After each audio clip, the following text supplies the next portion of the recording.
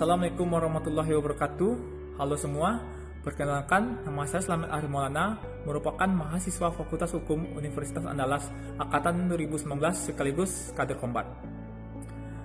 Kali ini saya akan membahas tentang nasib buruh atau pekerja di bawah Undang-Undang Cipta Kerja, yang hal ini sekaligus dalam memperingati Hari Buruh Internasional. Undang-Undang Nomor 11 Tahun 2020 tentang Cipta Kerja atau disingkat dengan Undang-Undang Cipta Kerja telah disahkan pada tanggal 5 Oktober 2020 dan diundangkan pada 2 November 2020. Tujuan dari diundangkannya Undang-Undang Cipta Kerja ini adalah untuk menciptakan lapangan kerja baru dan meningkatkan investasi asing dan dalam negeri dengan mengurangi persyaratan peraturan untuk izin usaha dan pembebasan tanah. Undang-Undang Cipta Kerja ini diketahui memiliki panjang 1187 halaman dan mencakup banyak sektor, sehingga disebut sebagai Undang-Undang Sapu Jagat atau Omnibus Law. Tetapi, Undang-Undang Cipta Kerja ini menghasilkan berbagai respon negatif dari berbagai pihak karena dinilai undang-undang ini disahkan secara tergesa-gesa dan di tengah situasi yang masih tidak kondusif diakibatkan dari penyebaran beserta dampak dari pandemi COVID-19 yang masih masif. Selain itu, salah satu bentuk kritik terhadap Undang-Undang Cipta Kerja ini adalah dikhawatirkannya dari implikasi dari tujuan Undang-Undang Cipta Kerja ini, seperti menciptakan lapangan kerja baru dan meningkatkan investasi asing dan dalam negeri dengan mengurangi persyaratan peraturan dan izin usaha pembebasan tanah. Yang hal tersebut dapat mendorong deforestasi serta mengurangi pelindungan lingkungan yang ada di Indonesia. Selain beberapa alasan yang telah diuraikan tadi, banyak pihak yang juga merasa bahwa Undang-Undang Cipta Kerja ini berpotensi mengakibatkan kerugian bagi hak-hak pekerja. Salah satu hak pekerja yang terancam dirugikan yaitu terkait waktu kerja dan lembur yang jadi lebih panjang. Substansi Undang-Undang Cipta Kerja mengubah waktu kerja yang dihilangkannya ketentuan 5 hari kerja dan 2 hari istirahat mingguan.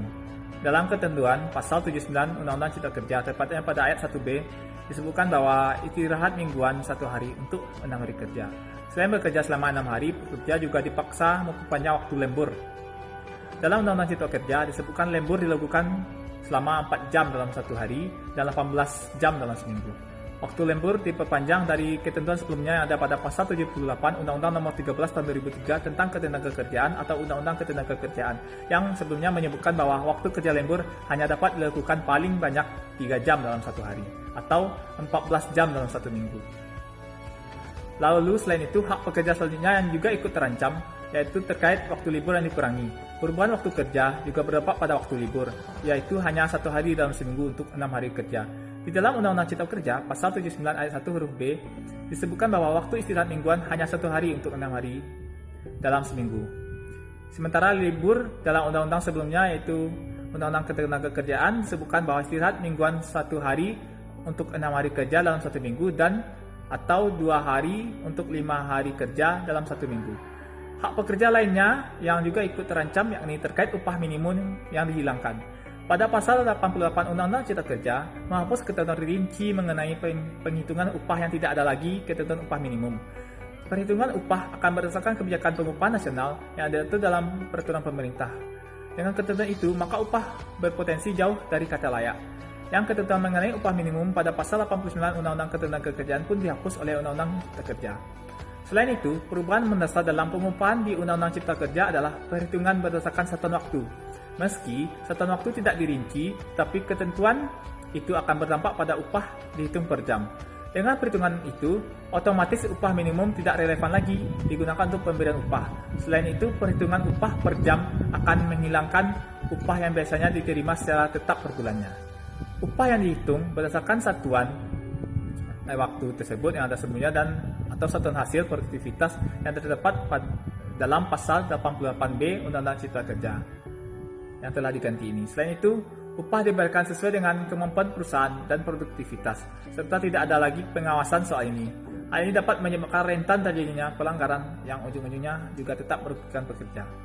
Pada hak pekerja lainnya yang cukup krusial dan juga terancam dilanggar adalah mengenai cuti.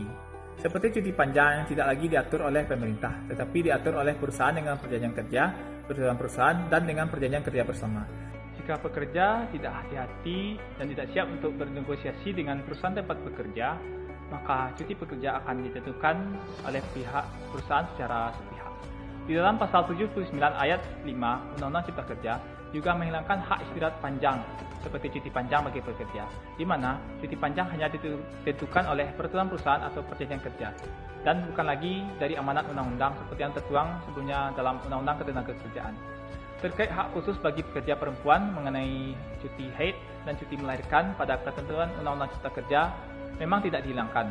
Akan tetapi, substansi tentang upah per jam menghilangkan esensi dari cuti haid dan cuti melahirkan. Karena jika pekerja perempuan menjalani cuti yang ada tersebut, otomatis tidak dihitung bekerja, sehingga pekerja tersebut tidak mendapat upah di saat melakukan cuti. Hak pekerja lainnya yang cukup sensitif juga dapat terancam terkait pemutusan hubungan kerja. Perusahaan dapat melakukan PHK secara sepihak melalui pasal 154A Undang-Undang Cipta Kerja, yaitu PHK dapat dilakukan dengan alasan perusahaan melakukan penggabungan, peleburan, pengambil alihan, atau pemisahan perusahaan yang bertujuan untuk efisiensi, untuk karena rugi, force majeure, menunda utang, dan paylit.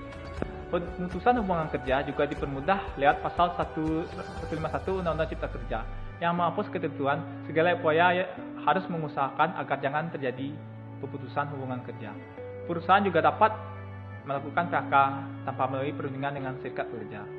Selain hal tersebut, Undang-Undang Cipta Kerja menghapus ketentuan pasal 161 Undang-Undang Ketenagakerjaan yang sebelumnya mengatur surat peringatan sebelum PHK. Oleh karena itu, perusahaan dapat melakukan PHK tanpa melalui mekanisme surat peringatan. Ketentuan terkait PHK yang juga merugikan pekerja adalah terkait pesangon.